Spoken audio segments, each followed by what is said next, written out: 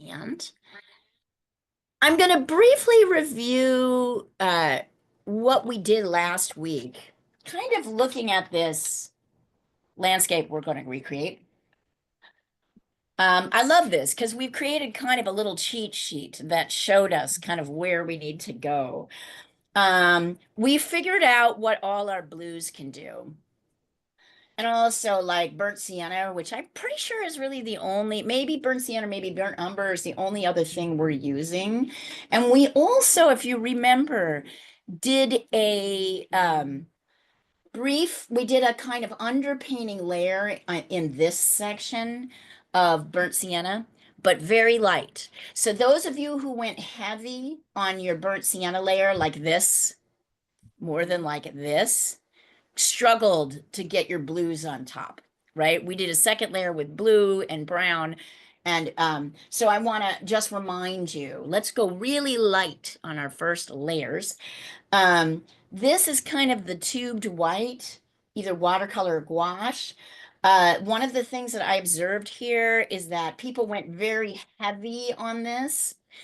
I'm going to encourage you to get the thinnest brush. It's funny, normally I'm like the biggest brush possible, but now I'm like thinnest brush possible. And you'll notice here, if here, hold on, let me see if I can do this.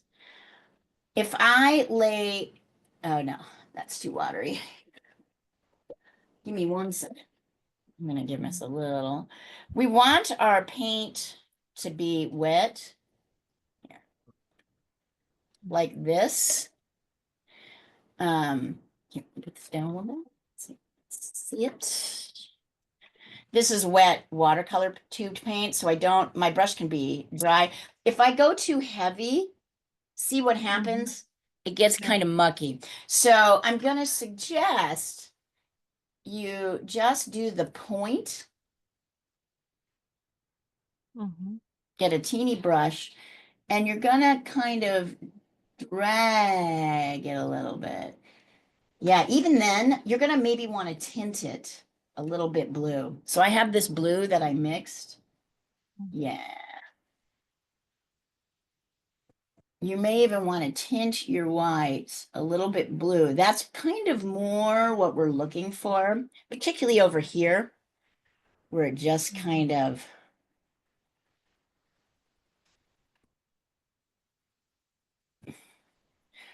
blends in.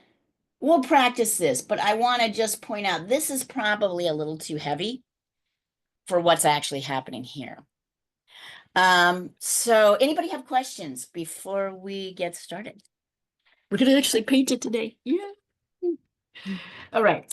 So I have, I'm going to use this, but I'll probably end up flipping it over and use, yeah, I can do that. I can flip it over and use it for some testing marks. For the meantime, I'm going to have this here, and I'm going to start with a drawing, a pencil drawing. I'm going to start with our horizon line, which is really back here. How do I know that? Because the horizon line is where the ground meets the sky, or it would if there wasn't sort of back hills here. That makes sense? This is where the ground meets. Here, we're a little bit too close. And the thing about the horizon line is it's kind of where we do all of our, where we set all of our perspective lines. So we establish that first. And what I can see when I come here, yeah, it's the horizon line is about a third the way up your paper.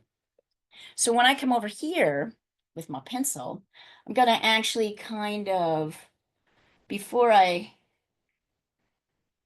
yeah, before I draw my horizon line, I'm going to mark it on the side here and see if I can get it about a third of the way up the page. And then even though I can't see it, the trees are sort of blocking it, I'm going to sketch it all the way in. Can you guys see it? I'm trying to go light. One of the problems I find here, yeah, you can see that. So you're going to start with that. That's this line. I think I can sketch this in.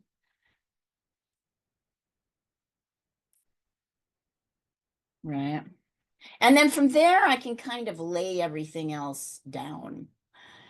I'll probably start with this lower layer here. So once again, I'm gonna start about here,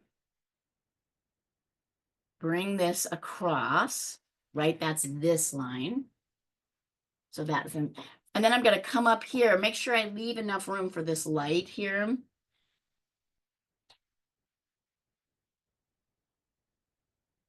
And then up for this. I'm not gonna worry so much about this right now. This is gonna be added. This in the front here is gonna be added later.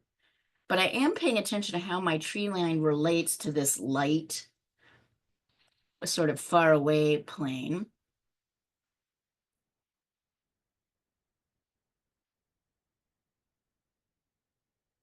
Can everybody see that?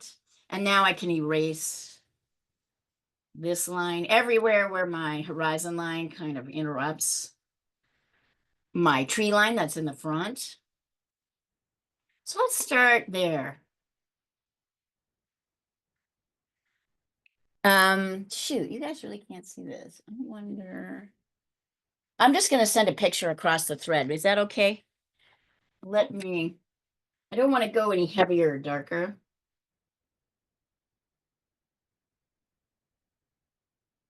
Give me a second. I'm going to take a picture of this so you can see it. I want you to jump in here.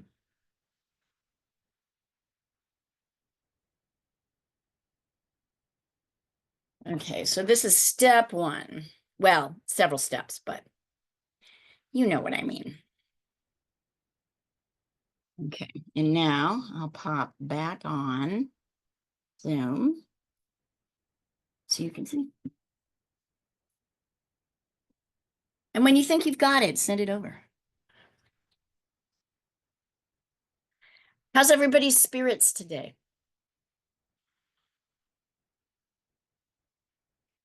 Splendid. Splendid. I love that. The weather has been outrageously nice here in Portland. It's normally raining all the time. So we have a lot more vitamin D than we're used to. What about you, JC? How is it over in Oxford? It's been the same here. We've had a few weeks of astonishingly good weather. Yeah, which makes Oh, us in a good mood, doesn't it? hugely. It never fails to amaze me, how to get a British person to smile, add sun. Yes. Oh my God, we totally say the same thing about Portland people. How to get Portland people to smile? Absolutely.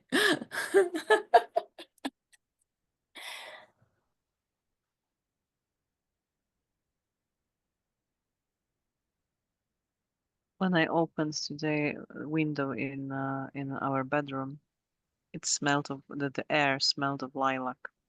Oh, Oh, so That's Gdansk, basically, Poland is doing nice too. yeah. Annika, what about Sweden? How are we doing in the Beautiful upper day. northern reaches of Sweden? No, I'm at the furthest south you can get in Oh, Sweden. furthest south. Sorry. Yeah. Yep, No, furthest south. it's very pretty today. It's a little windy, but it's beautiful. It's really nice. I would imagine it's It's been so dry that everything is flowering a little bit too early. So we have everything is in bloom, including the fields of raps. What do you call raps in English? The the yellow wrap. field. Yeah, no, yeah, the wrap rapeseed, seed, canola. the yellow one. Yeah, Yeah, much too that, early. So it worries the farmers, but it's still but we'll it's take the short-term win for the moment, which is a nice yeah, little vitamin D mood lift. yeah. It's cloudy here in LA. Weird. Yeah. Although I'm by the beach, so it's the marine Always a layer. little different. Right. Yeah, it's like a mini San Francisco in the mornings, and then sometime around like noon or 2 o'clock it'll break. And then, Interesting. well, in the summer it stays light out, but in the fall and then the winter, the marine layer will like come back in the late afternoon. So if you don't get outside like in the mid-afternoon, you won't see the sun. Isn't that funny? Yeah, so when I used to work down here full time, it was like that. If I didn't go outside to take my walk at lunch, I just didn't see the sunshine. And I'm like, this is so funny because I live in Los Angeles and you know, it's sunny all the time. And nope, Nope. nope. Yeah. Um, Christina, good. Just, yeah. So now just erase the lines that cut through your front Mm, layer here and here, right? You hmm. don't want those there. That looks good to me. How was your workshop with art therapy last week? Was that interesting? Oh, yeah, it was really cool. I should actually send some pictures across.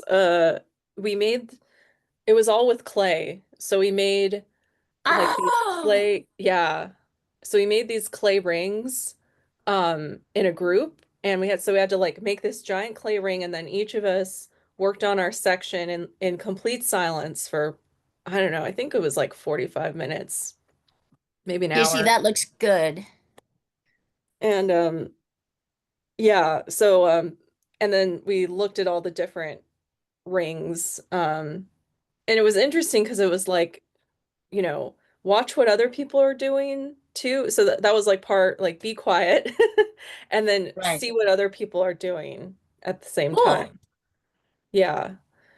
And the interesting thing to me was that I noticed that my neighbors, we started like doing the things that they were doing with the clay.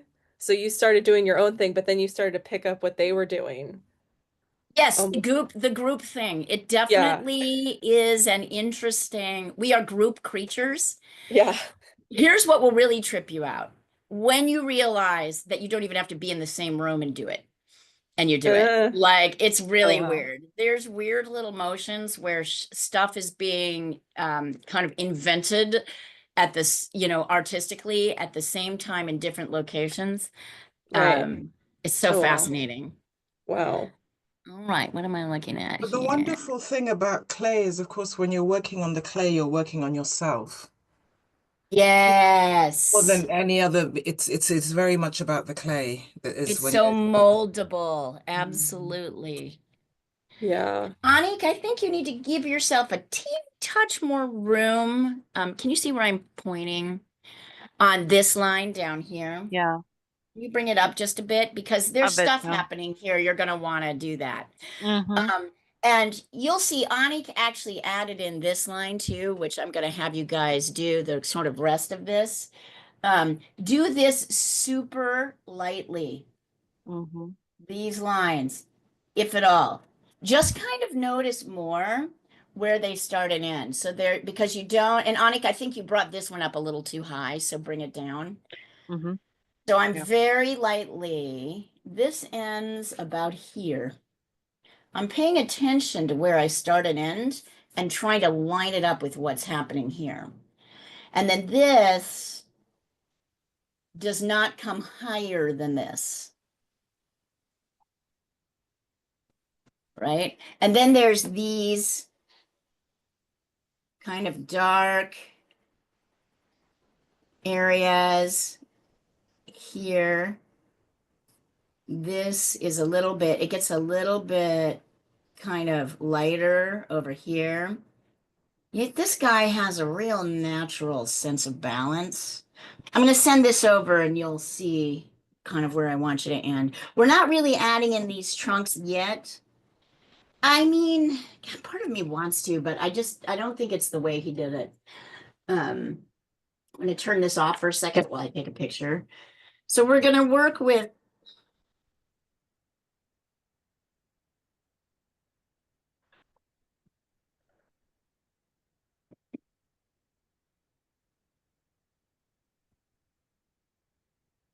So kind of observe how you make things too big or too small. It's real easy to do that. That's something that never really stops. So you constantly have to be double checking yourself.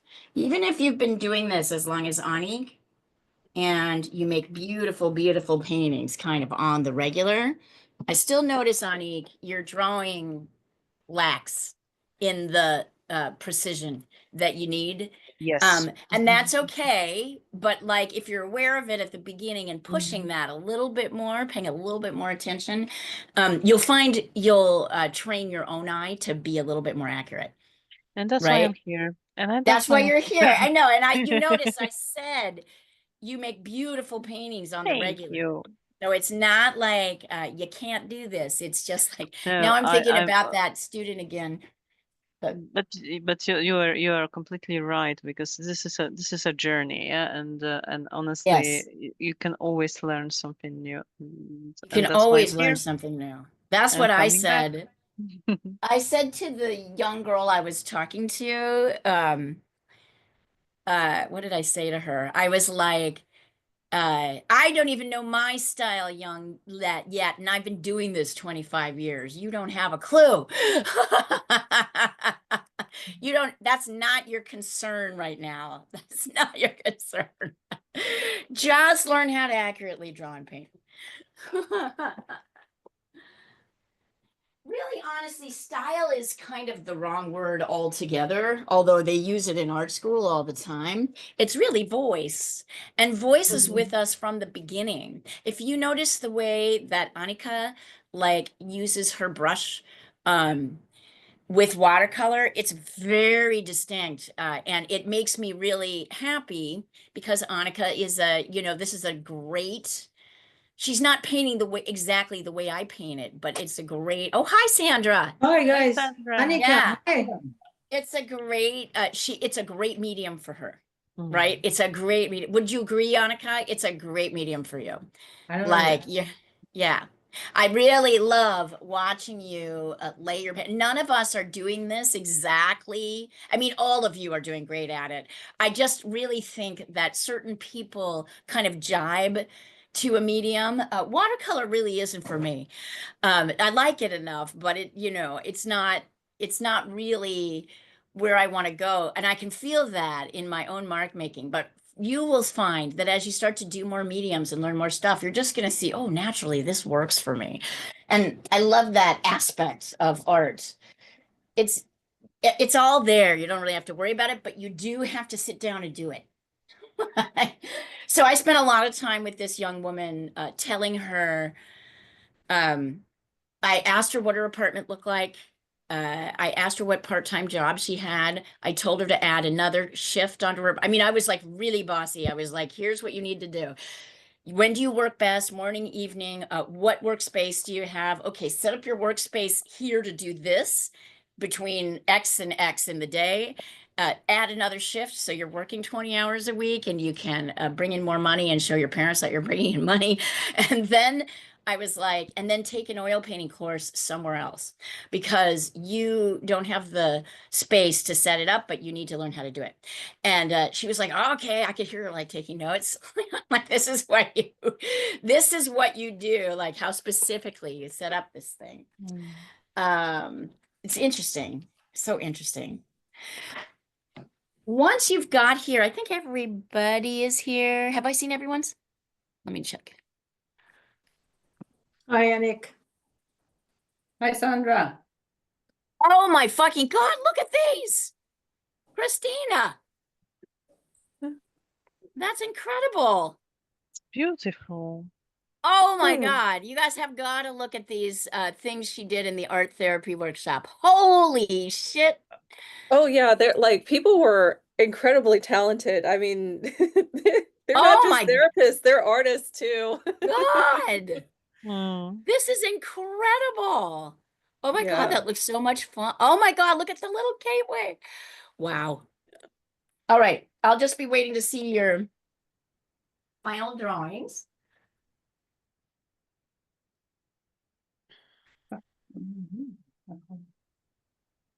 Oh my God, thank you for sharing that. Yeah, it was So, pretty incredible. in what context did you sort of incorporate the therapy? Um, well, that one was more just I think about like reflection and silence. Oh, well, at the end there was sort of like a reflection on what did that bring up for you? And um a lot of people actually were thinking about some of their mentors in the Good, Ani. field who had passed, and they said like a little kind of memorial speech for them. And then the other workshop we did was we had to like go through emotions like, okay, how do you feel when you think of joy? And then start sculpting something. And then when you're angry, grief. So we went through different emotions and made little objects based on that. It just sounds amazing. Yeah.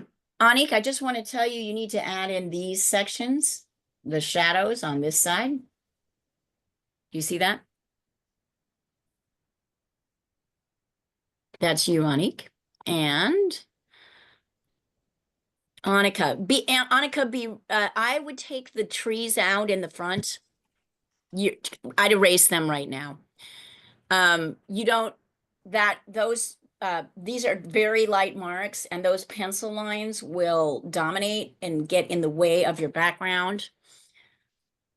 So erase those. And the other thing I would do, pay attention to, here, I'm gonna pop this up actually. I wonder if I can turn it. It's right side. Here, hold on, how do I turn this? If I open it in another app, maybe I can turn it. I Yeah, turned it. here we go. No, it's not Oh, turned. I'm turning it.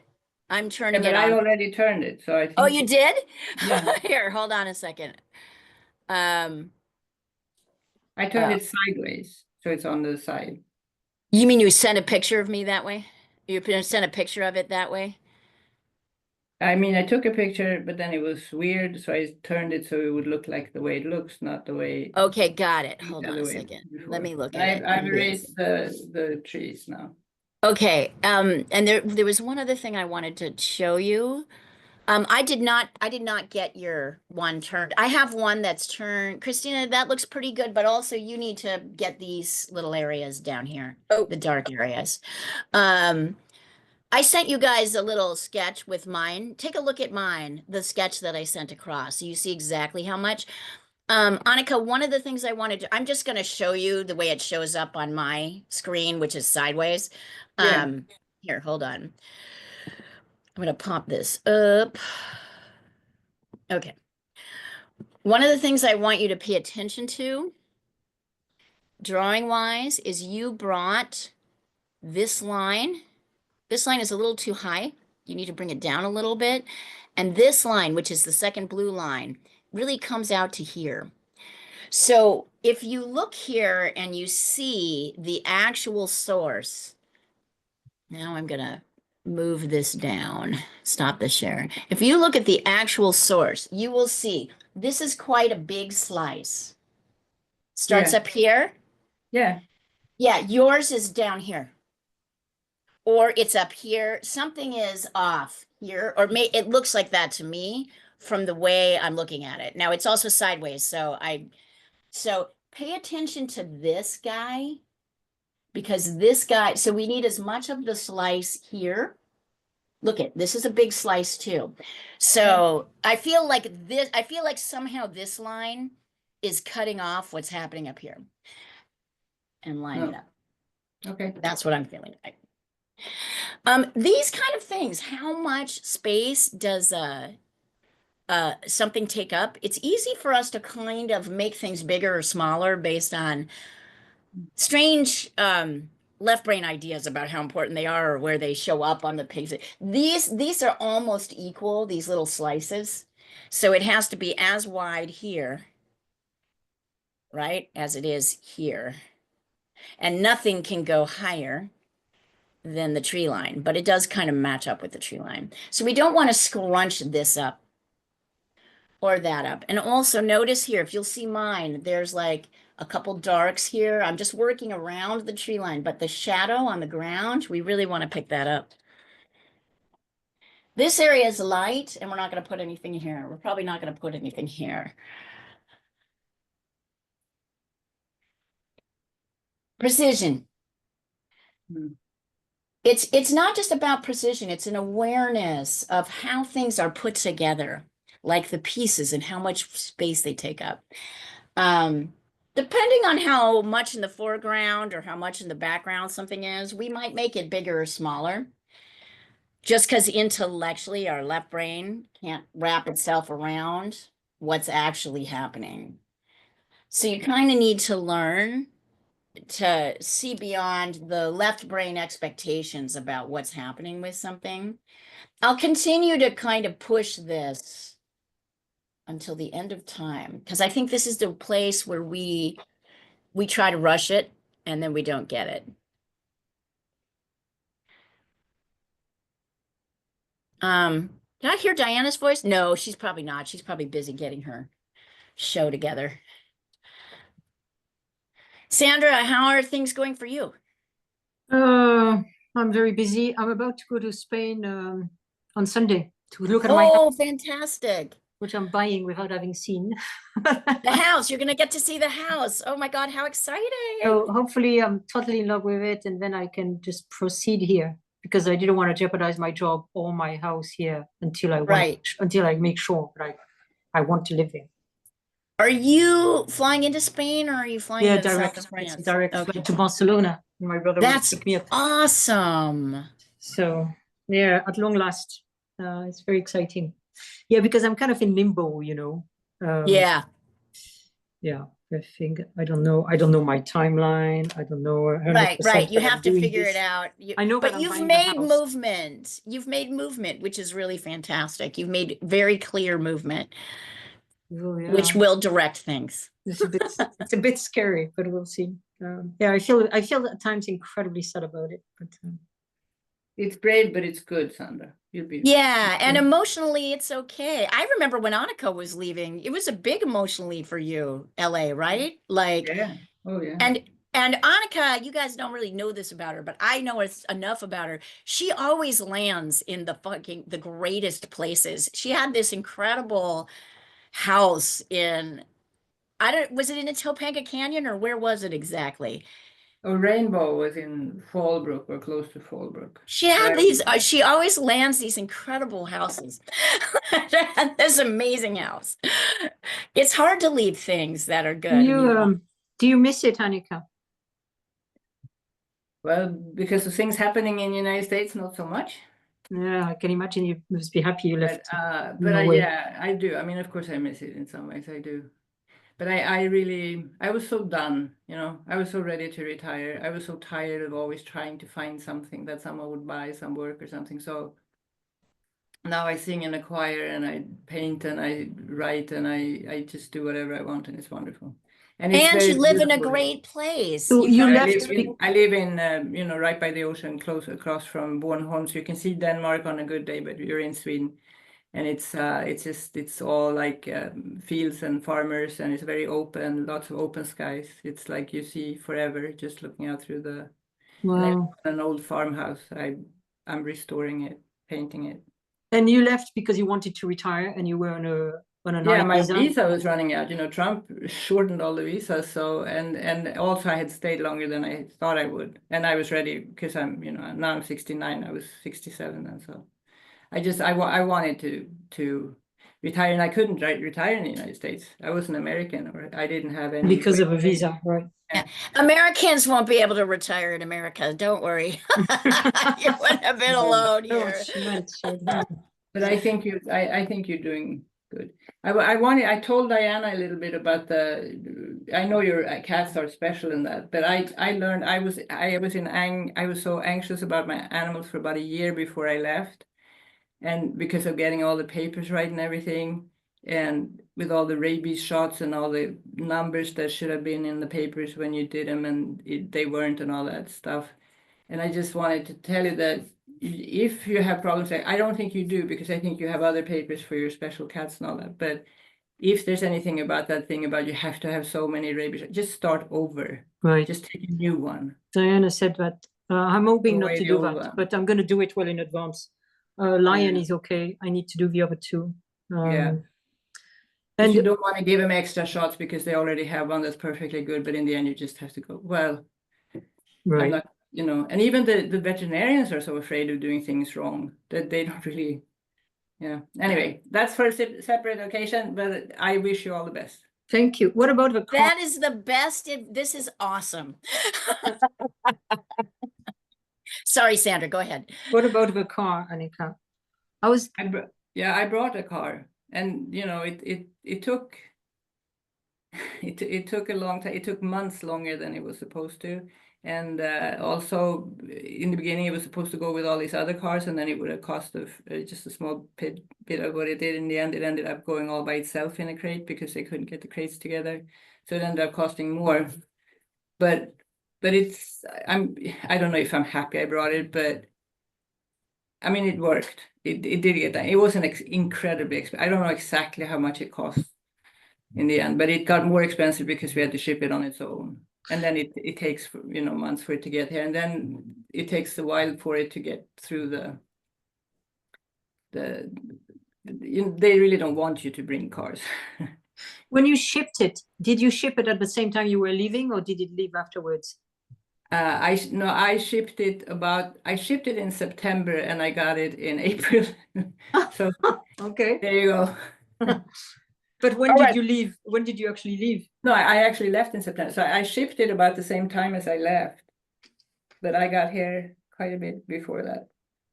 I think I may not be able to bring mine because I have read somewhere, and I don't know whether it's true. I don't know if it's a case of Spain, but it needs to have at least 6,000 kilometers. And mine has Yeah, only got. you have to have had it. Yeah, you've had. You need to have had it 6 months, but I didn't realize you needed to have 6,000 kilometers. Mine has only got 600 kilometers. Oh, And to drive much.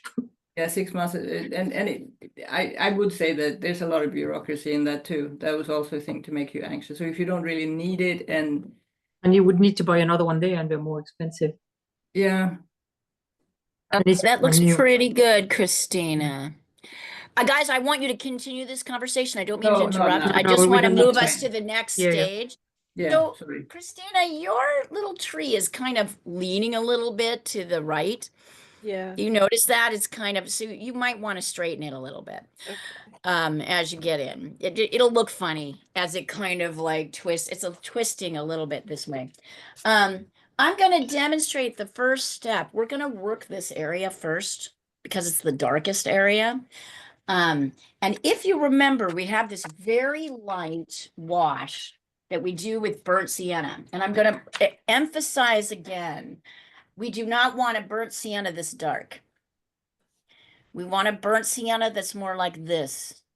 And what do I do to make my burnt sienna more like that? Anybody remember? What do you do? More water.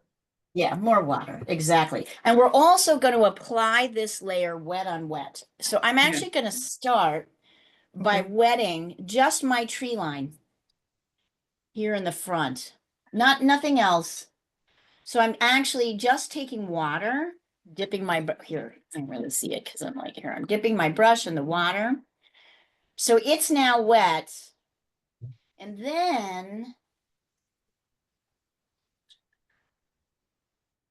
it's my burnt sienna. Yep, there we go. That's kind of the layer and the level. Maybe a tiny bit darker. And it always starts with just a little bit. And you see how it's kind of rolling around with the water that you've already laid down. This is kind of the advantage of wet on wet. You can kind of push it around a little bit. I get these little beads of water and paint like that. And I can kind of push it around so that it, believe it or not, although it feels kind of scary because the water moves things around, you can take your brush and kind of, I almost wonder if that's too light. Let me go a little darker, not too much darker. Yeah, more like this. And see how I'm kind of pushing these little beads around? That's part of the process. Is you get these little paint beads like that, and then I move them. I just take my brush and I kind of move them around the whole area so that I have it'll dry a little bit more, less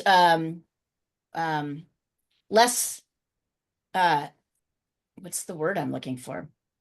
Smoother. It'll be smoother. It'll be a smoother layer. So that's our first step.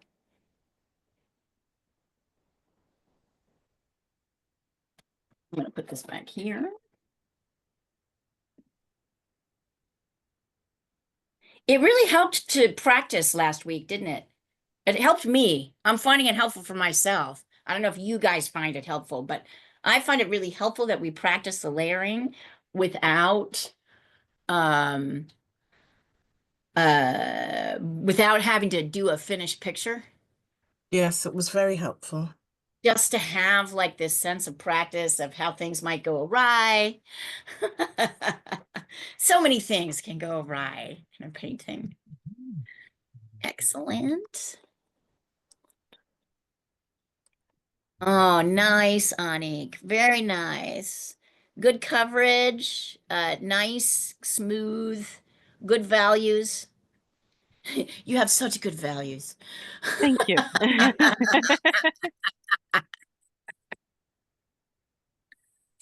This wet on wet feels a little scary at first, but the more I use it, the more I see, oh yeah, I can manipulate this with water, with my brush.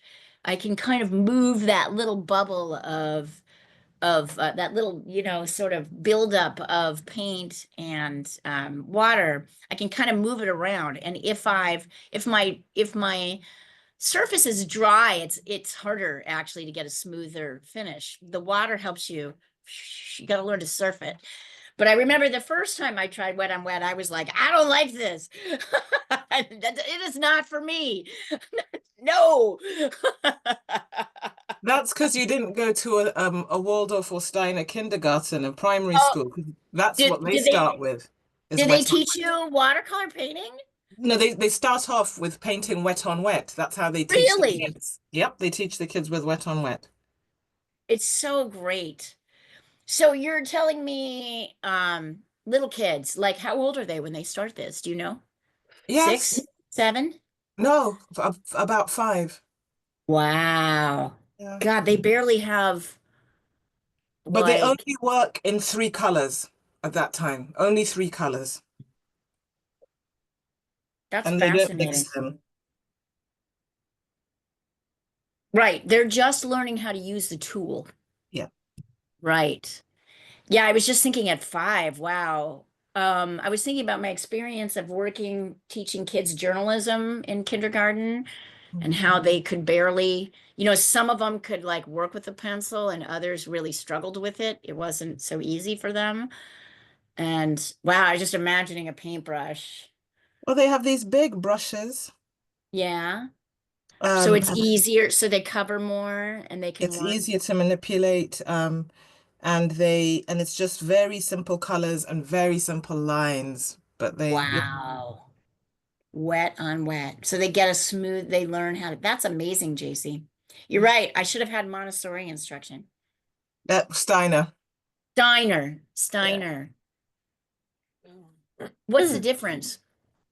So Steiner is a whole philosophy and way of life. And they talk about educating the heart, the hand, and the head, the heart, and the hand. Oh my God, that's Um, profound. yeah, and Montessori, and Steiner was started by a man, Rudolf Steiner. And Montessori, and so there's spiritual aspects to it. It's a whole Right, holistic philosophy, and education is just one part of it.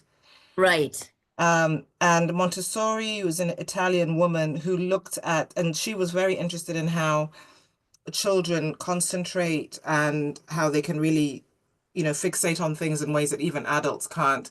But she realized Yeah. that what children need is to have the right environment to learn.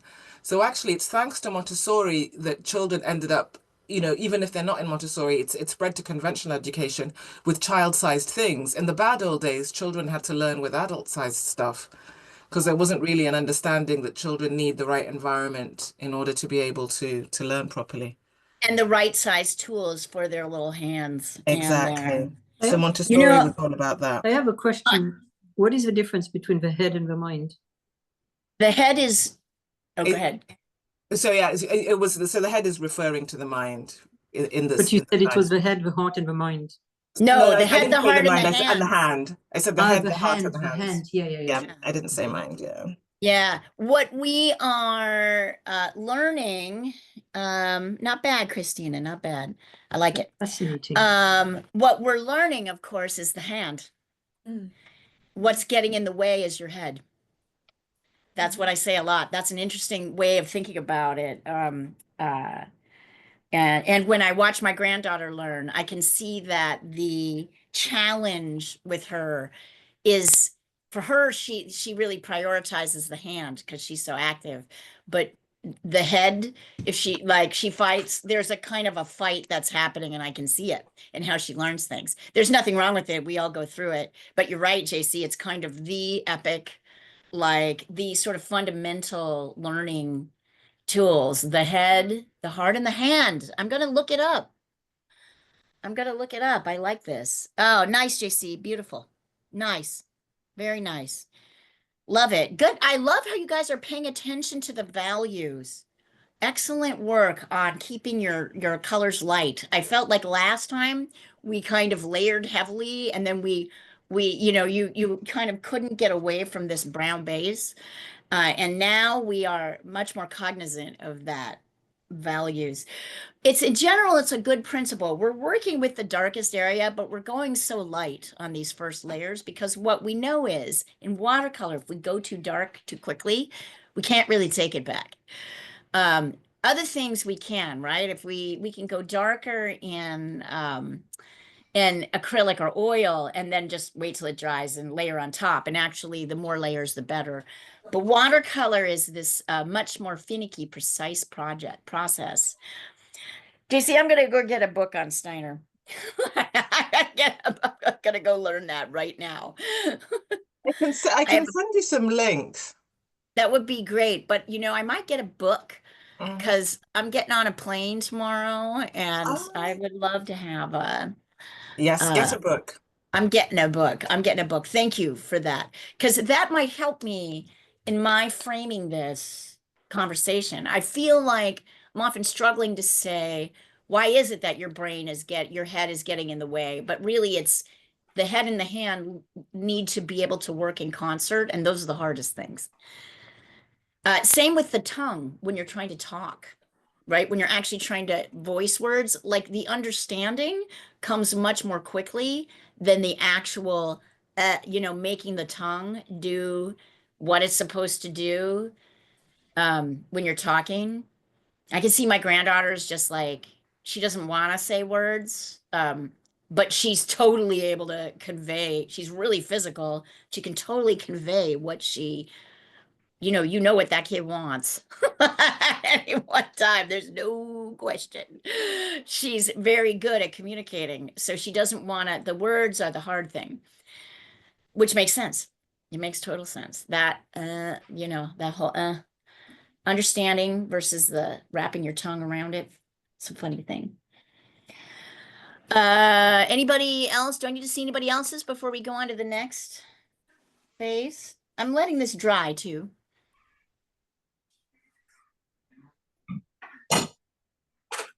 And Annika and Sandra, I would totally encourage you in between this to, Annika, advise Sandra as much as you can. It would be helpful for her, I think. I mean, Annika's already advised me very kindly via Diana. Yeah, whatever. But just keep talking about it. I don't want to interrupt that. I just want to be able to occasionally throw in some art instruction. Get on with the painting. Are you recording this, Leah? I am. Then we don't want to continue. Should you want to move to Europe? I mean, yes, you want, right? I think you're safe. All right, we're gonna go to this second layer, which is a mostly blue layer, but it is mixed with brown. And the challenge here that lots of people had was that their blues, there was too much brown in their blues, and you couldn't really get out of that. Let me give you an example. Out. So when you get too much brown in your blue, I can't remember if we use burnt umber or burnt sienna or both. I'm going to kind of mix them together. So there's like, here, sorry. Here's brown, lots of brown. I'm going to take a little bit of burnt umber and mix that in. And can you see how that looks too brownish? There's just too much brown. So I want to kind of re-emphasize the general organizing principles of mixing.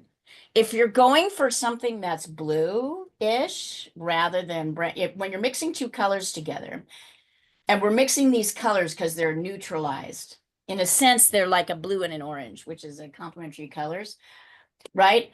If it's going to be blue, you're going to use more blue than brown. That's it. I know it sounds obvious. Look at how much blue I'm getting in here to really get that. So as you're doing your mixes, I want you to be cognizant. I need brown in here, but not so much brown that my end product looks brown. So if I add too much brown in here and I don't have enough blue, it looks too kind of squeegee brownish. And what we're really going for is a rich blue. So notice how much more I'm dipping into my blue. So I have a really rich, something that looks a little bit more grayish blue like that. You're probably going to have to do 2 layers. So this is ultramarine blue, burnt sienna, and burnt umber, kind of all mixed together on this layer.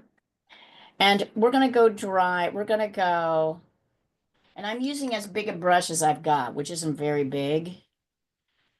And see how light it is, even on this layer. We're going to have to go another layer to get it as dark as we want to. Although I'm going to see if I can get my mix darker while still staying on the blue side of things. That's a little bit darker. I'm kind of pushing my brush up and out. I'm actually sort of looking at the picture to see. I really want more blue in this. Boy, it's a lot harder to do it when you're going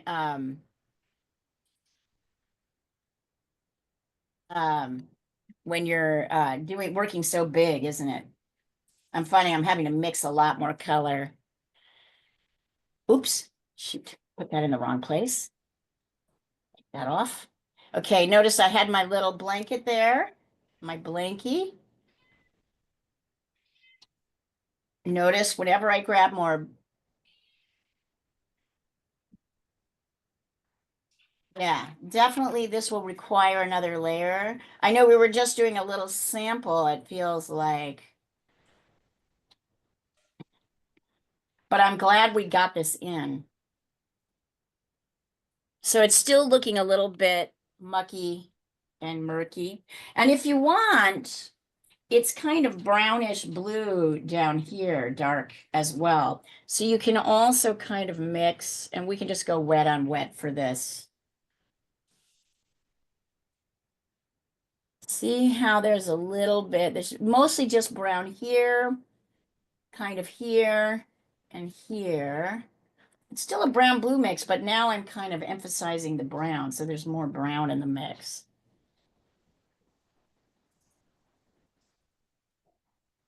It's a little bit darker at the bottom. This looks totally like a boob to me. I'm gonna have to work on that. I'm kind of softening the edges here so it looks a little less booby. Although once you see it, you can't really unsee it.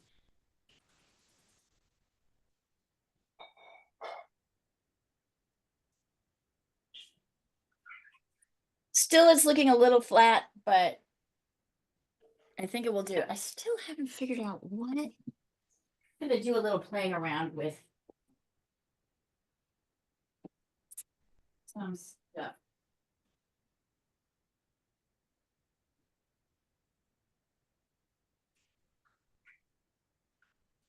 I'm trying to block off. Oh, yeah, that. That's actually better. I'm going to do a couple of things. I'm trying to block off some of the obvious light. There's an overhead light that's causing, just turn it off. It's probably too dark. No, actually, it looks great for you guys. It's hard for me to see. Let's see. Interesting.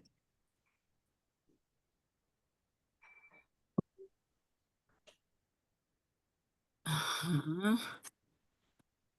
There's got to be a happy medium here somewhere.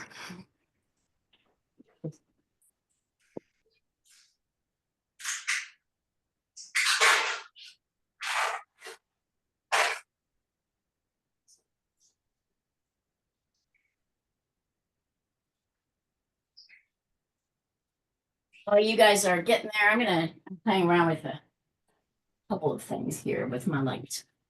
See what I can do.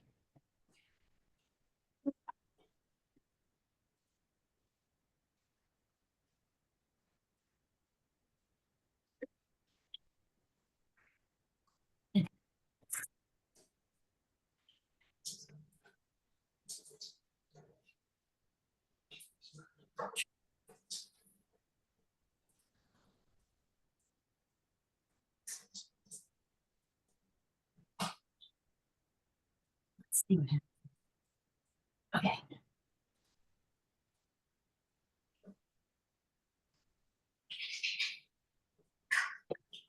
Oh yeah, that's a little better.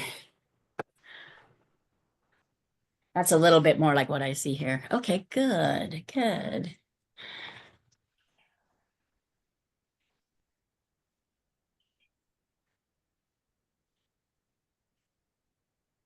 Did I mention, by the way, totally okay to mess this up? You have my permission to what have I made? Oh, nice, Ani. Good. I love your control here. Thank you. We're gonna need to go darker, right? Another darker Mhm. layer. But I Yes. feel like now that we've established this, we can actually maybe lay these in Yeah, I and guess then so. wait and do the next layer. Because I'm afraid that if I do darker on mine, it's gonna just get like blah because it's very It wet. won't be black. We did this last week. It won't get exact. I know, and we want to kind of preserve this sort of slight blue here. Mhm. It didn't go exactly black. Here are our tests from last week. This is 3 layers. And it actually kind of maintains a nice blue, but yeah. Alright. Yeah, it does, but it's and we also work much smaller, right? This is like a tiny thing. Now we have to cover this whole space.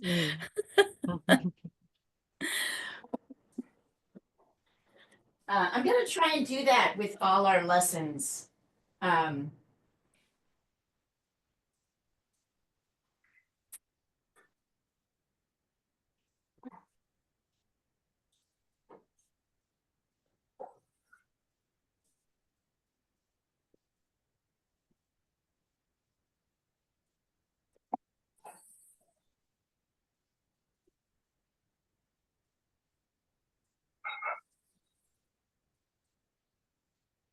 Anybody have any fun summer plans coming up?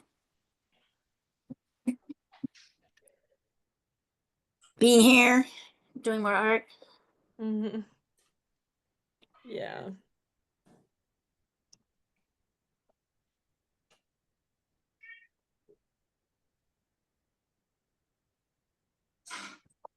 You know, I have to tell you, Christina, I have never really been a 3D person, but when I saw those pictures, I wanted to do that. I wanted to do that. I could feel myself my heart, talk about the heart, JC. My heart and my hands were like, foop. My head had nothing to do with it. Oh yeah, it was wonderful. It was so nice and tactile and yeah, it was great. I went out and bought a bunch of Play-Doh afterwards. Little different, but just Yeah, but still fun just to have your hand, just like to have your hands in that. yeah, exactly. Um,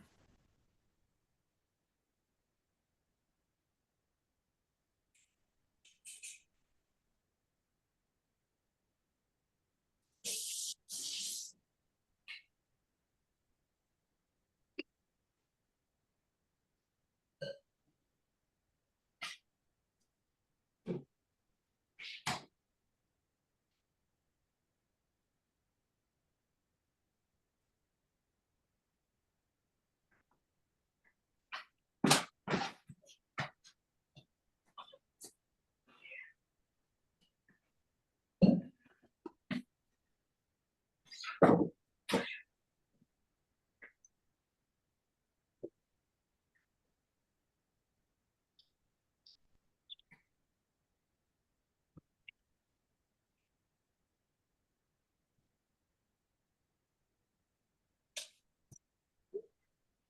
hope this is feeling good to you all.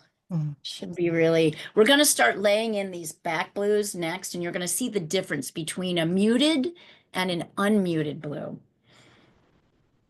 That's why I found this a very exciting composition, because there's so many blues to work with, and we're learning a lot about blue in this exercise.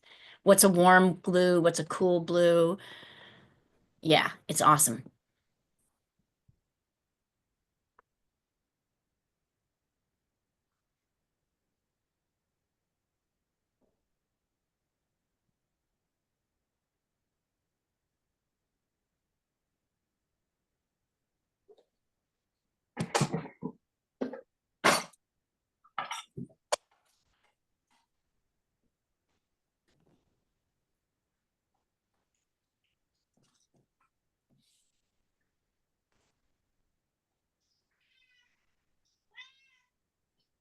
I hear meowing. I hear Sandra's cats. The question is it the bee outside? I just gave him treats. It's not the I want What's now? chicken.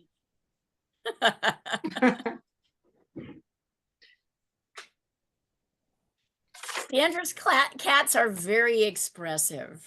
Yes, they are. You can Very really vocal. tell. I encourage them. I like Yeah, catty you've cats. trained them how to, it's kind of amazing. I like that they express themselves and, you know.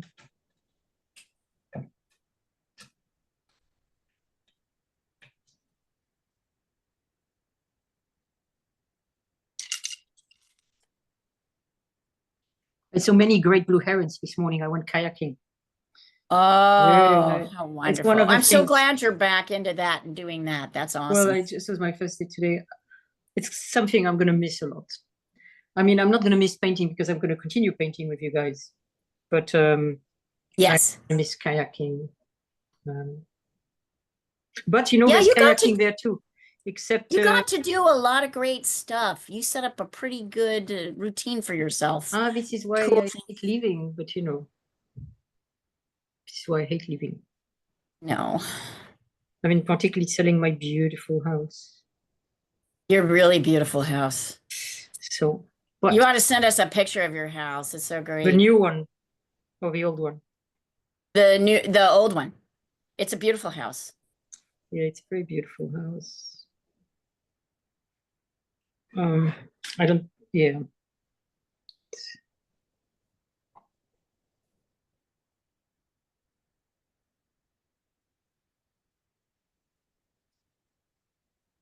The new one is easier because I'll send you pictures when it's for sale and it shows all the nice photos. Yeah. Because otherwise it's harder to.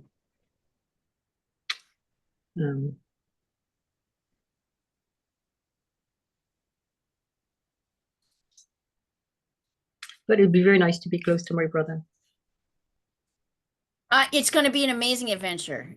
I hope so. You're going to have an amazing adventure. I hope so. For sure. I believe that. And nothing lasts forever, you know? Like, I mean, we do transition. I was so desperate to come to the States, so happy to be here. So I guess I need a reason to leave. Otherwise, I probably wouldn't do it.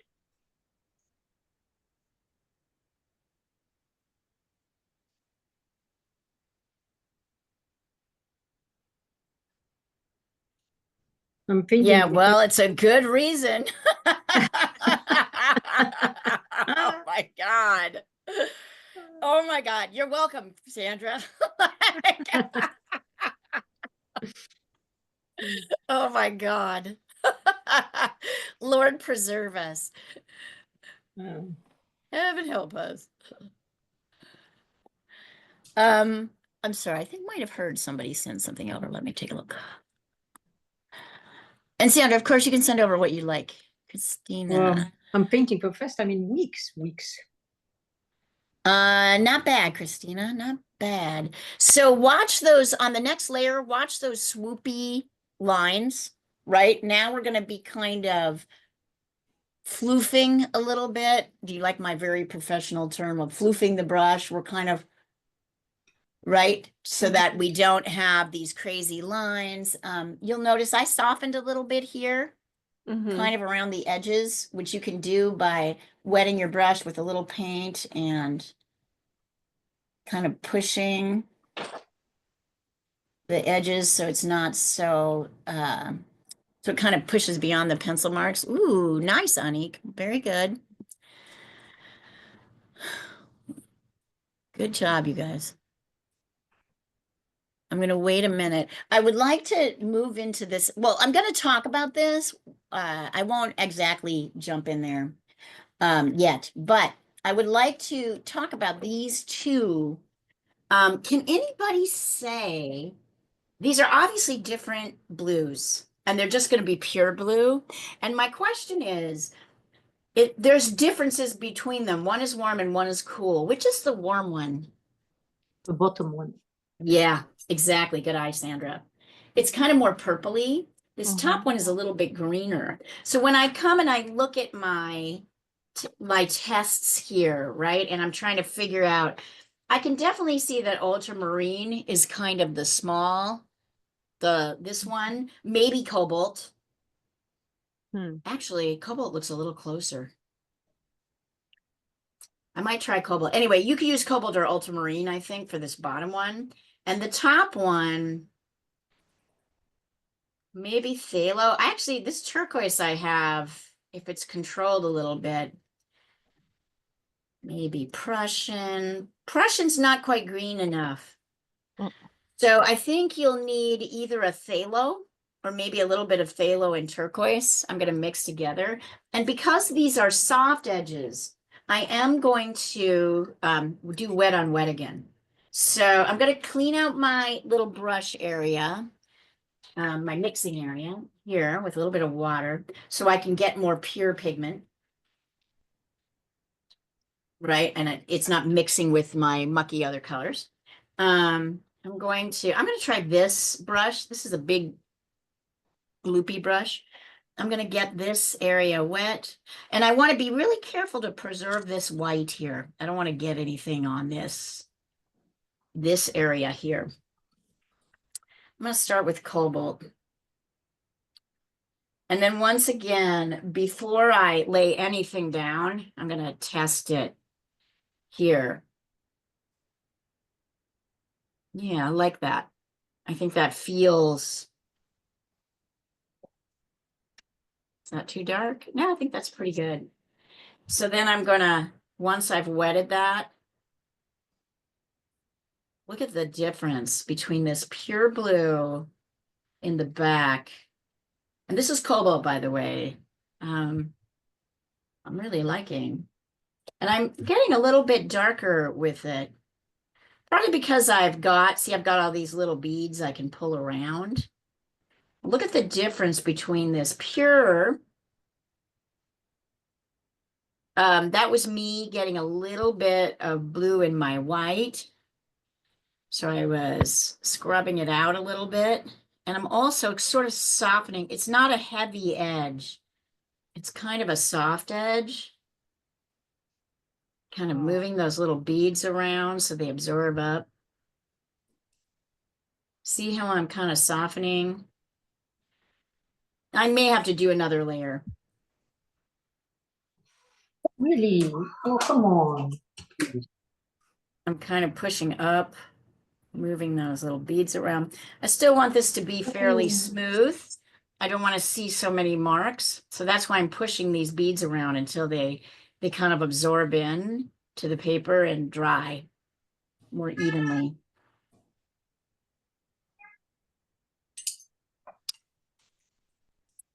Then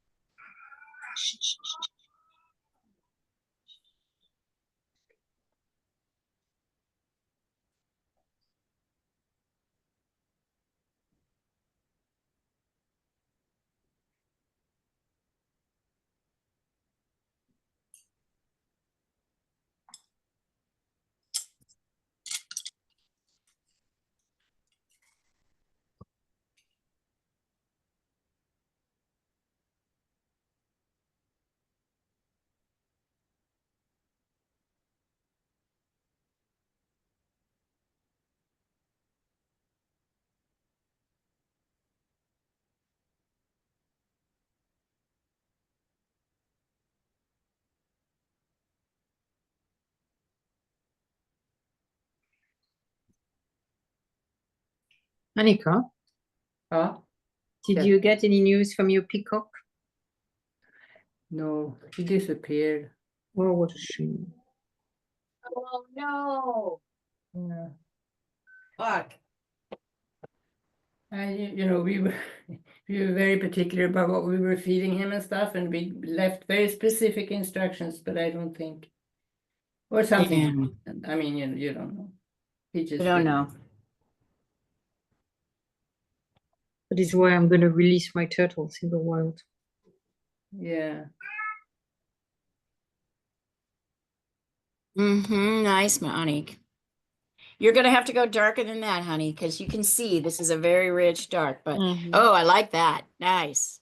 But soften this edge. Soften this edge. Yes, yes. Too strong. Mhm. Soften it before it gets too dark, before it gets too dry, because it'll be harder.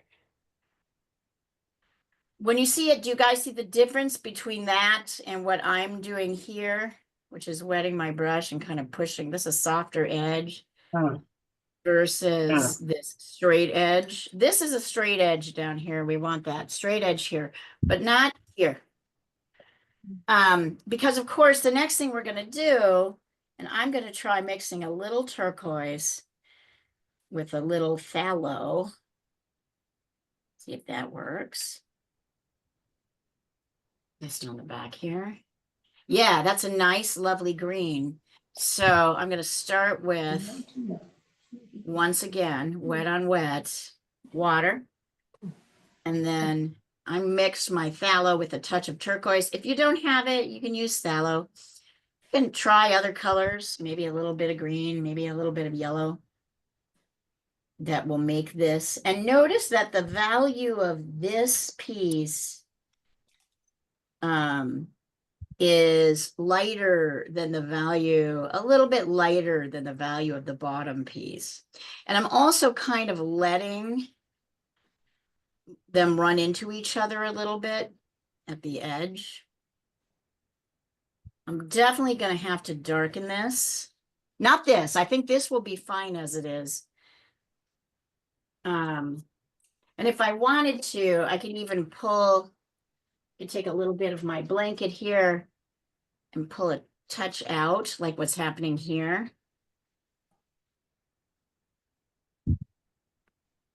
Maybe that's a little too much. But right, I can lighten. There's a tiny, it's like there's 3 mountain ranges actually, but the last one's so soft, it's almost indistinct.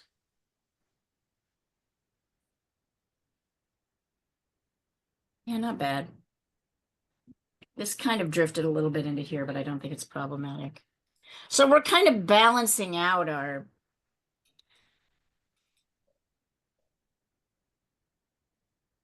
things. We definitely need at least one more layer, if not 2, on here.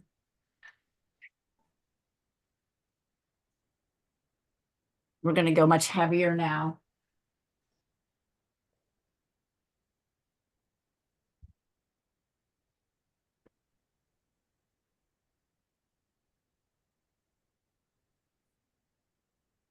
Right.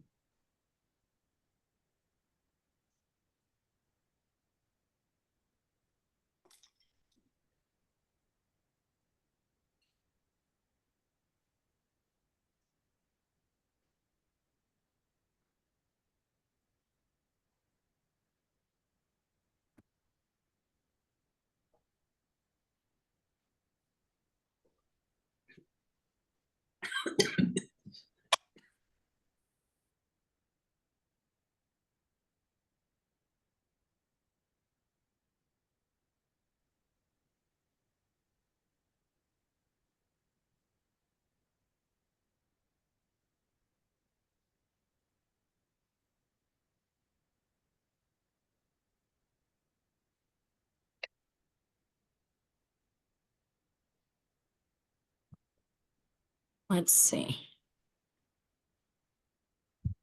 Starting to get there. The rest of you might be pushing your layers, might be struggling a bit. Yeah, be careful, Anik, because this needs to be as much lighter than this. If you can see on Yeah. the values sheet, that's where you have to be careful. See that? Yes. Yes, and at the That same is time, lighter than that. Go over with a little bit of a wet cloth, see if you can pull a little bit off, mhm. because you're gonna want that. It's okay. This is how we learn. Ooh, there. Oh, I see. You went back over and softened it a little bit. Good, good, good, good, good. How's everybody else doing on this part? Do I need to slow it? I'm slowing it down. I'm slowing it down. I'm here. I'm listening. I'm not pushing it too fast. I'll wait till I see everybody's kind of thing, at least up to this point. And if not up to this point with these in added, this is where we start to see the balance, right? Where we start to see, oh, I need to get darker here. I need to get a little bit darker here. I need to keep this the same value. If I want to, I can kind of do a sort of cobalt layer down here.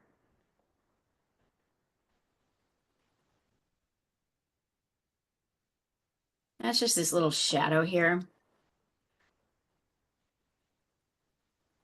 It's going to get darker, but we start to balance these little darky light areas.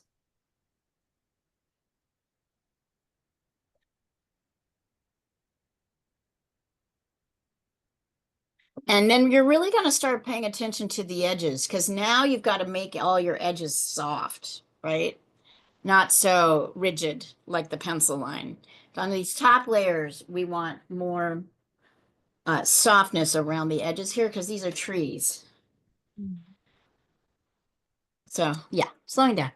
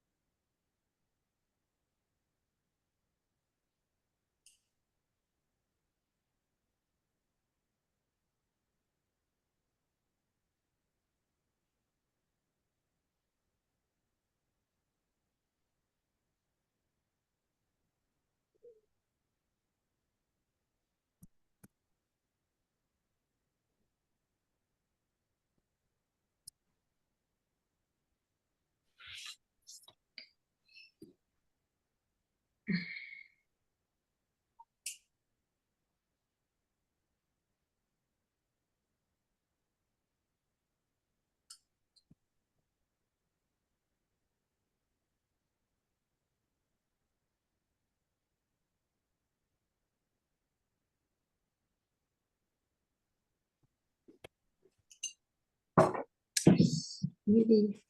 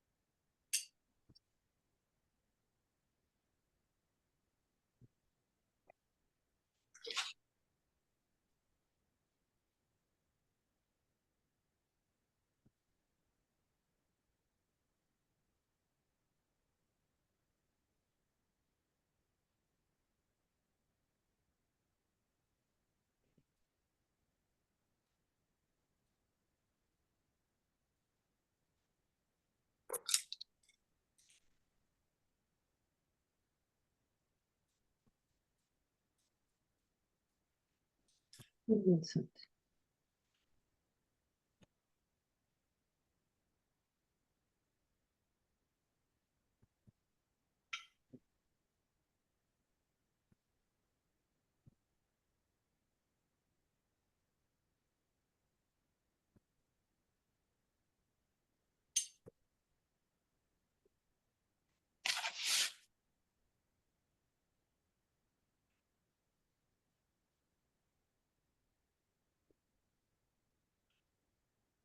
Be right there.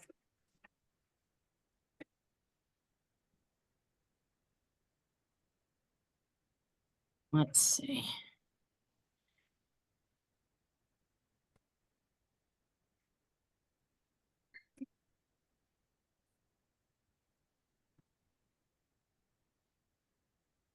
Good, Christina. This is this looks a little not green to me. Oh, I just use You're not supposed to. Okay. You're supposed to use a blue, right? A cool blue versus a warm blue. If you're really trying to get this, that's what you're going for.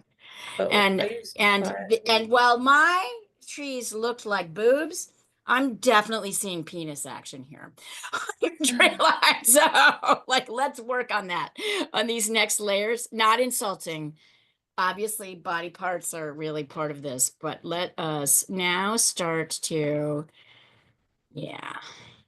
I'm gonna, now I'm going in darker and a little heavier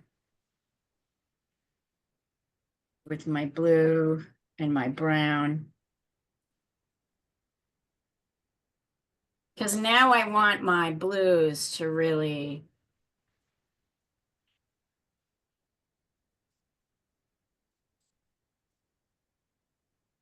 there we go.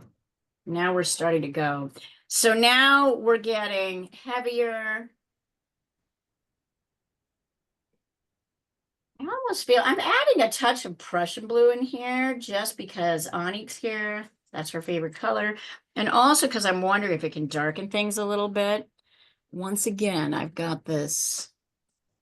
You can't really see. What if I push this down a little bit? Scoot it over. There we go. You can't really see where I'm dipping my brush. You're just going to have to assume I'm dipping my brush. I'm trying to get you a less glare-y version. Yeah, that's a little bit better. I'm doing a lot of mixing. Now I'm going heavy. I'm adding a little burnt umber to every blue mix when I mix the blue. And when I get up to places like here, I'm kind of getting my brush wetter. See how so this is how we combat the very strong body part action. We soften the edges.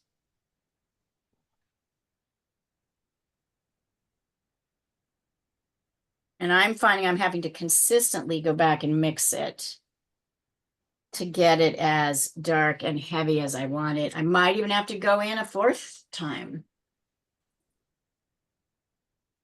But I don't, yeah. And now I'm sort of floofing. When I say floofing, I mean I'm going to use a different brush. I like my flat brush better.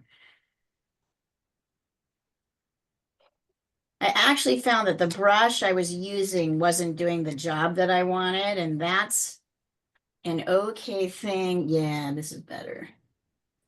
Kind of floofing. It's darker and heavier towards the bottom and slightly, but you don't see a line there, right?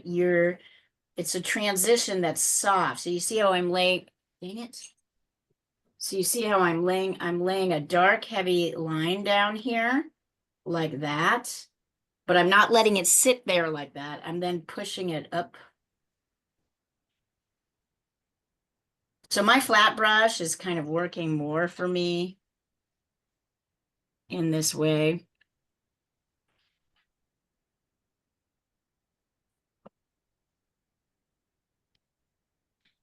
I am darkening down here with a little bit of brownish and a kind of brown edge here that spills on. Still got a little blue in it. I'm taking a little bit more ultramarine blue here and creating this kind of lightish blue shadow. Do you see how I'm starting to balance the elements on this layer? So I'm going to come back in here and do another layer of this. I want it to be darker. but still soft and still lighter than this.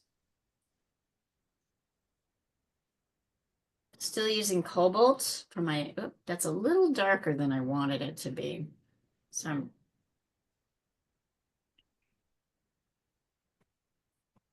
this is darker than this and lighter than this.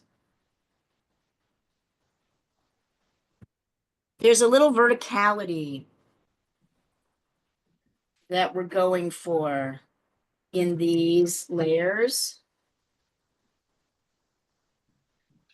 Meaning I'm not verticality, horizontality, where I'm kind of going across and seeing how does this value wise and mark making wise kind of blend into what's happening here. There we go. That's a little bit better.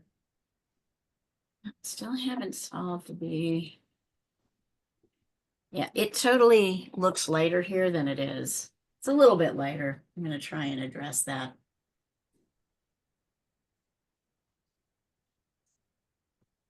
Better.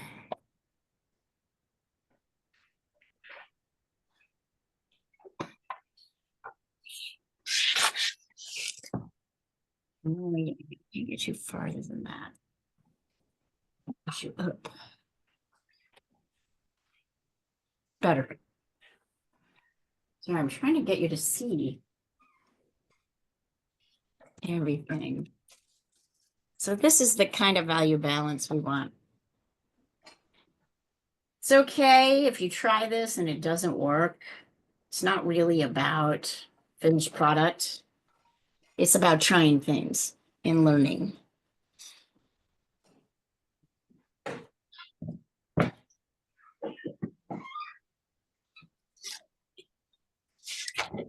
I'm softening my edges by kind of wetting my brush and pulling paint up.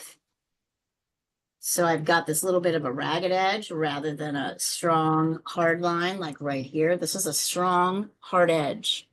I don't want that edge here.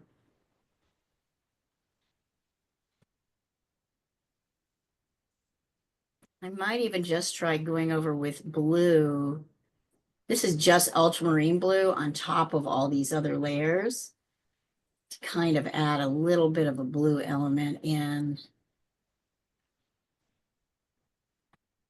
places.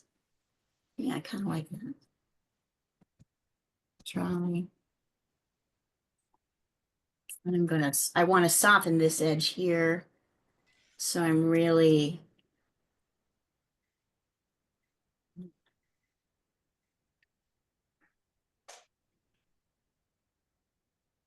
so this is your cool blue. This is your warm blue. This is your blue mixed with brown.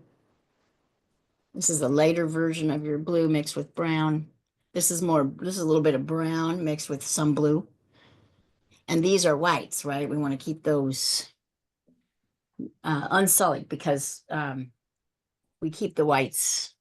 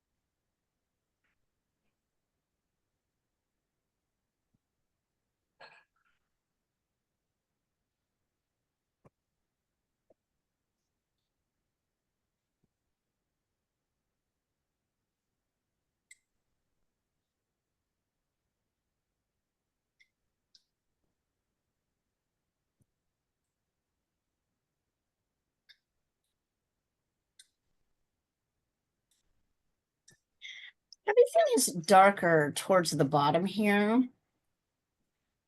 It gets a little bit more translucent as we move towards the top. Things are still dark, but it's a question of how dark, right?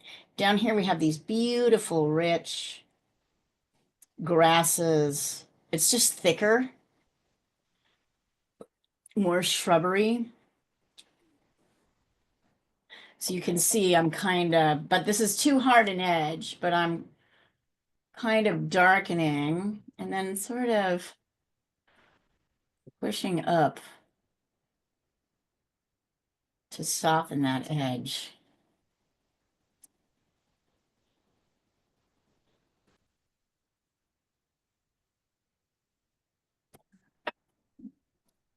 Starting to get there. At some point, you got to let this dry. I'm not really handling that super well. So I want to move this forward. Um, but I gotta chill. I can chill. While we're holding this.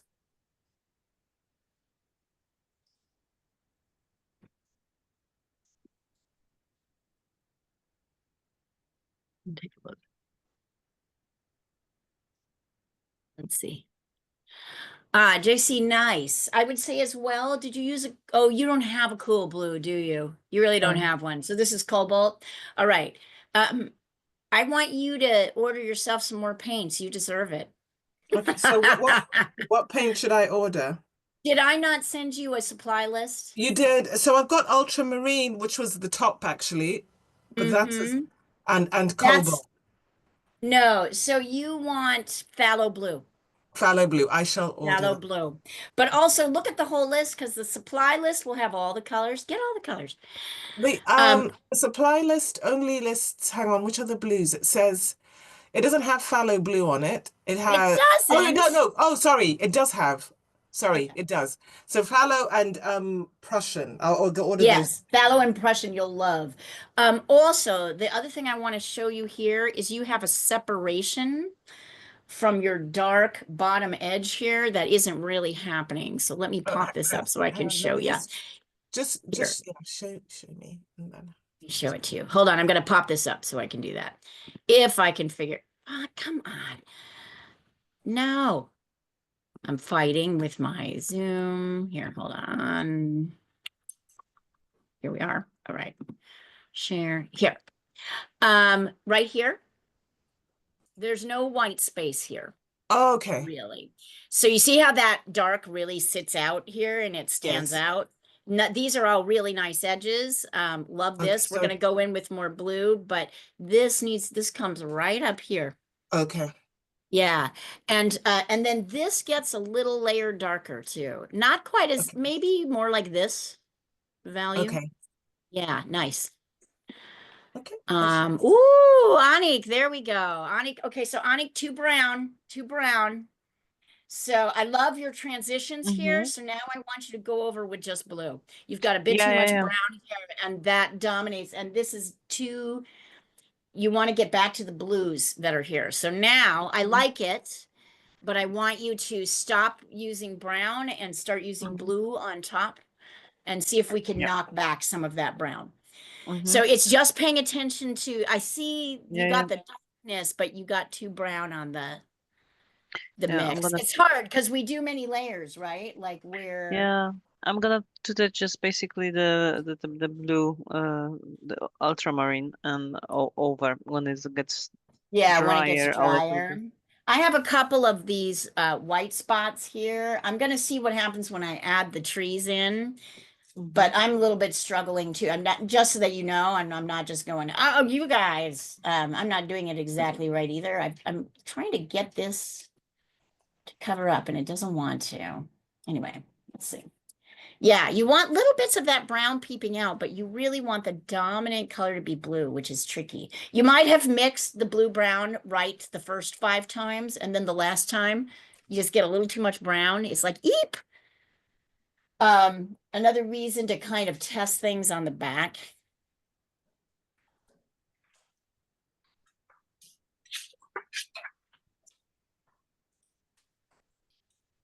These are going good, by the way, though, really good, you guys. And really good progression from last week too.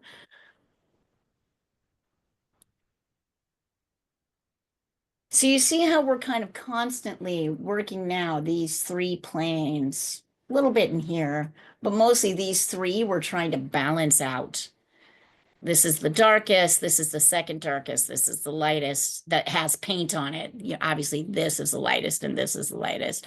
So we're trying to balance those things out, which we can do now that we have all three pieces in place. I'm still not super thrilled.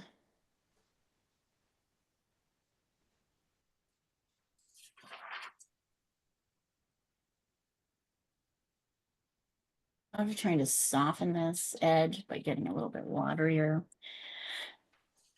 Notice that this value is lighter than this one. That's because, I'm sorry, guys, to show you this without glare, I have to really push this up.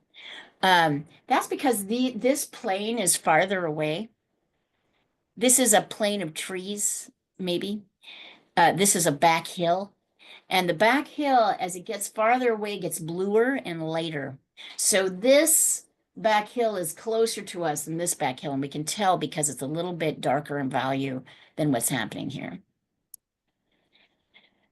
And this kind of layering helps us, going up helps us go back, have that illusion of going back.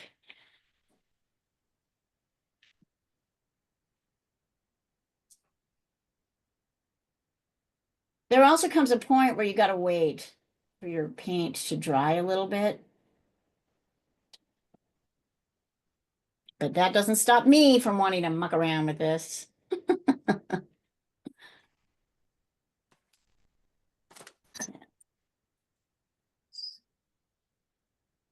Maybe mucking too much into. Sometimes taking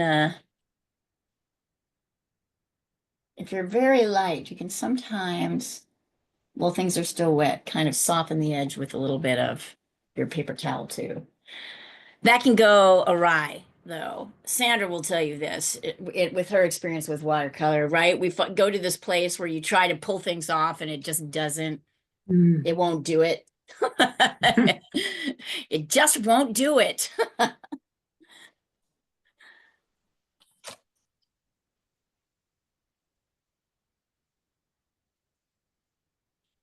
That's watercolor. She's a tough task mistress.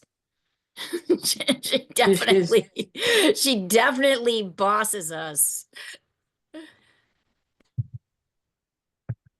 And of course, you guys, like always, as I'm looking at this, I'm realizing this is not exactly beginner work. So if you're feeling like a little over your head, that's okay. It really is. This is tough. And if you haven't done watercolor for a while, it's okay. It really is okay to muck it up. And because in watercolor particularly, sometimes there's just no going back. And that's part of the learning process of it. In acrylic and oil, there's always going back. You can go back and go back over it. But in watercolor, there is a point of no return. I find it annoying for that reason. You know, the truth is anybody can get good, really good at anything. It all just kind of depends on what you like to do and what you don't like to, you know, pushing yourself in areas that you don't like to do things. And this is kind of exquisite balance. You know, honestly, I can't stop thinking about Steiner, JC. It is the balance between the head, the heart, and the hand. That's really what we're pushing here. All those three things together. I can see it. I understand it intellectually. Can I make it actually happen with this tool? And does it make me happy when I do it? It's amazing.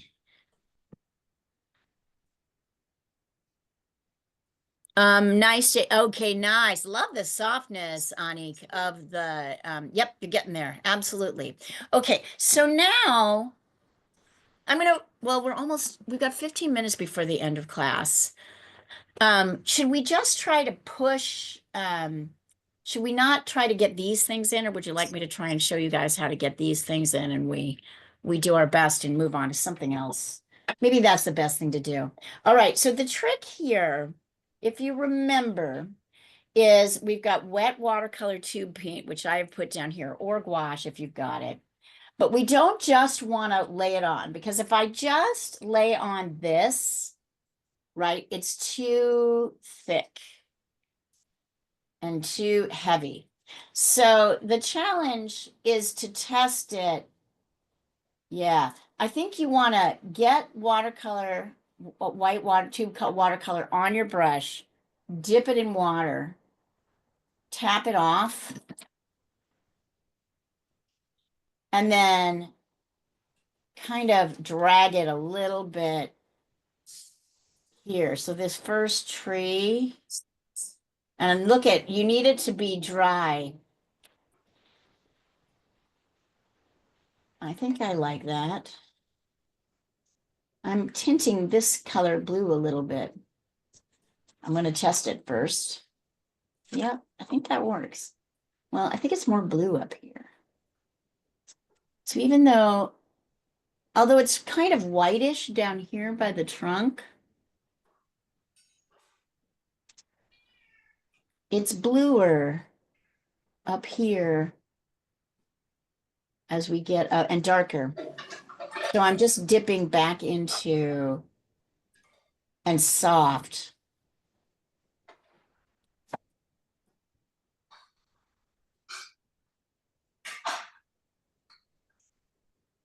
I'm getting water on my brush. Oops. You want like water on your brush, but not a big old drop hanging off.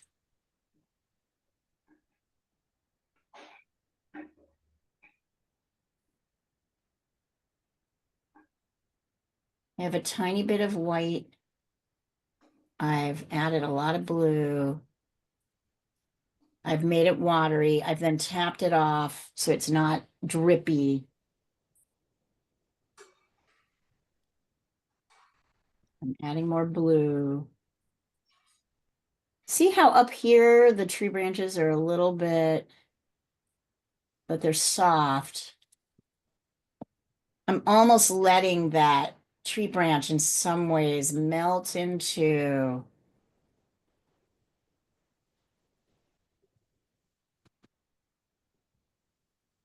and by the way, you don't have to do exactly what the tree branch, but it helps to kind of follow it a little bit. And then a little bit of light down in here. Not too bad. I might want to take some just regular water and kind of thin this out a little bit. See how I can do that? I can kind of get, sometimes it works. See if like,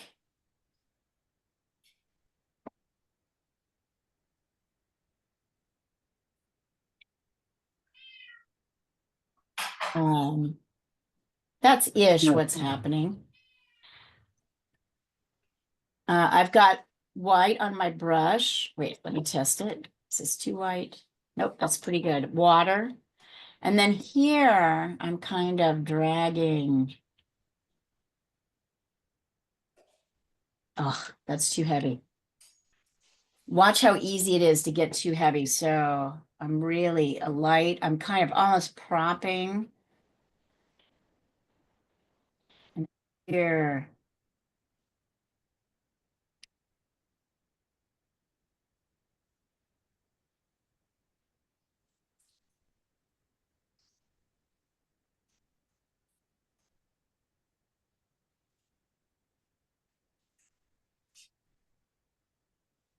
So I'm kind of doing a diluted white. I don't know, sometimes I can kind of let it up here.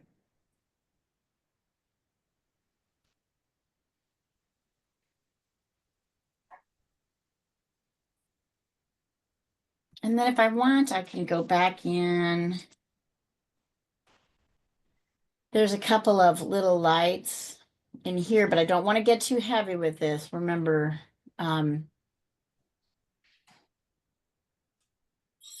couple of lights here. I'm testing to see whether I can kind of bring my light down a little bit to soften. I brought some white in here. I actually think that looks kind of nice.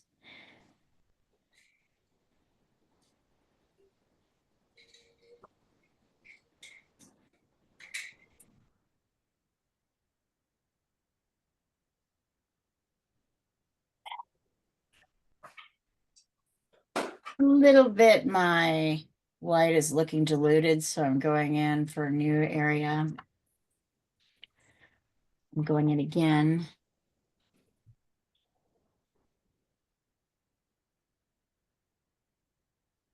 Let's do the best you can. It's hard, super hard. And then notice kind of how your tree trunks connect with what's happening down here. So down here, I'm still using my little brush for this. I've got these kind of dark brown lines that come up here. They kind of help me shape.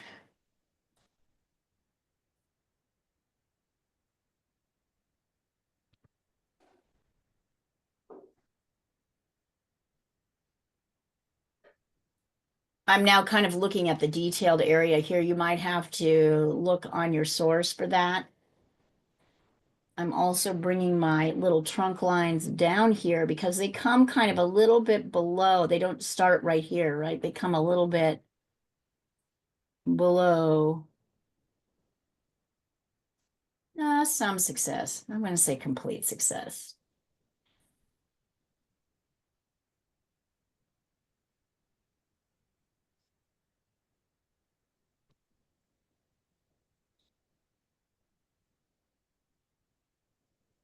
Mhm.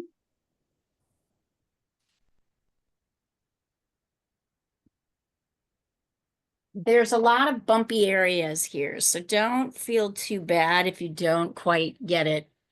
There's a lot of areas where things could go awry for learning, right? Well, I see it first. Every time I set myself down to like slow it down, I'm like, no, I see more things I want to darken here. I want to darken this a little bit more because it's very shadowy. Yeah.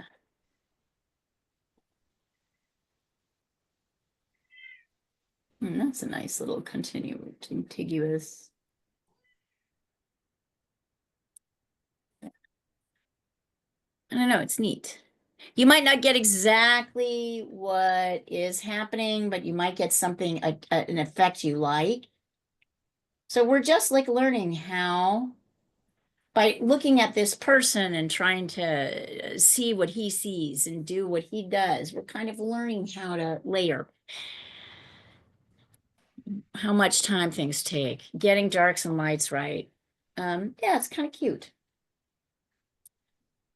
I would say mine is 80% successful, like, but not completely, which I want to make really clear here. It's tricky.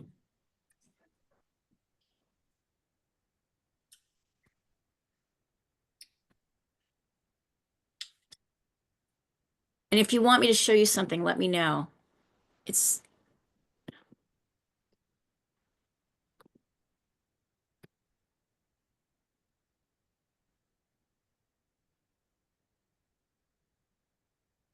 And it's also okay not to show me something. If you don't want me to correct it, I think that's totally valid too. If you send me something, I will correct it. But if you don't feel like, I have had students say to me, I don't feel like being corrected today. And I'm like, I totally get it. So don't send it to me. It's okay. You do not have to send it to me. It's only for if you want to. This was an interesting exercise.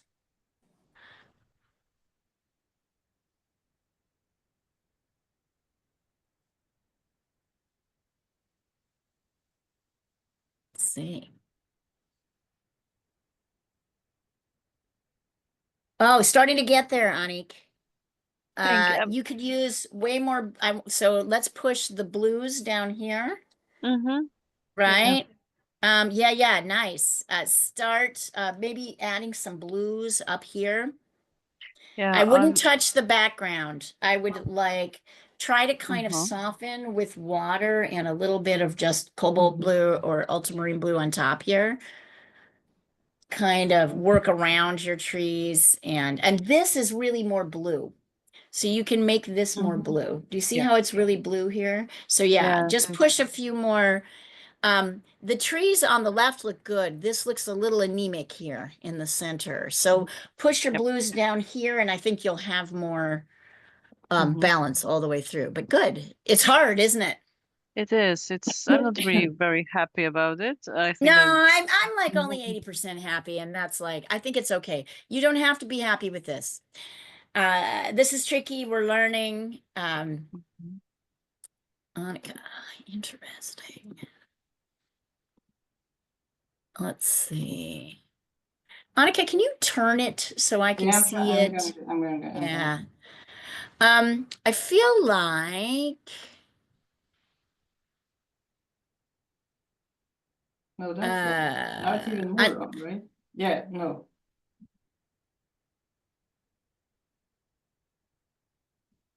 I don't know why.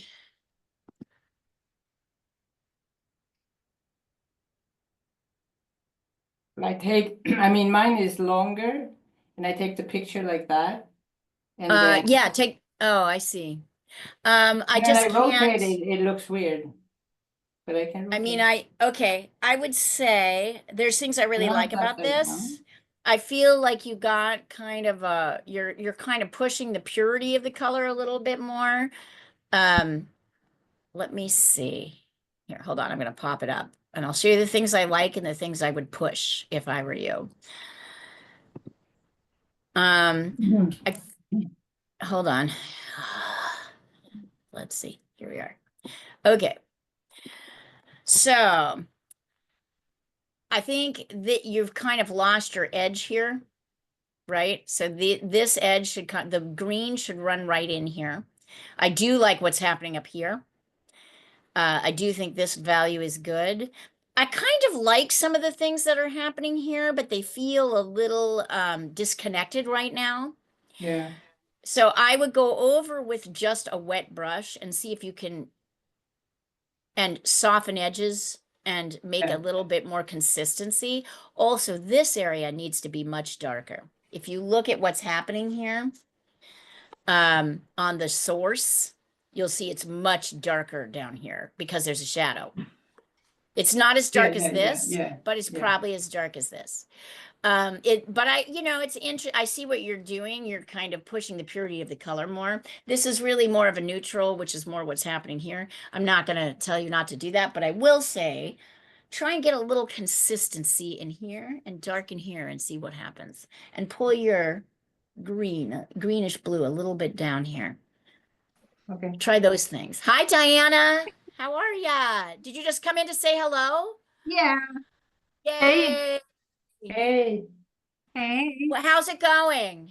How are you Yay. surviving? Going, but it's so much work. It gets every time I was going to go out to the studio, someone called. Right. Yeah, and so it's. When But is it? now that I'm out here, I might paint for a little while.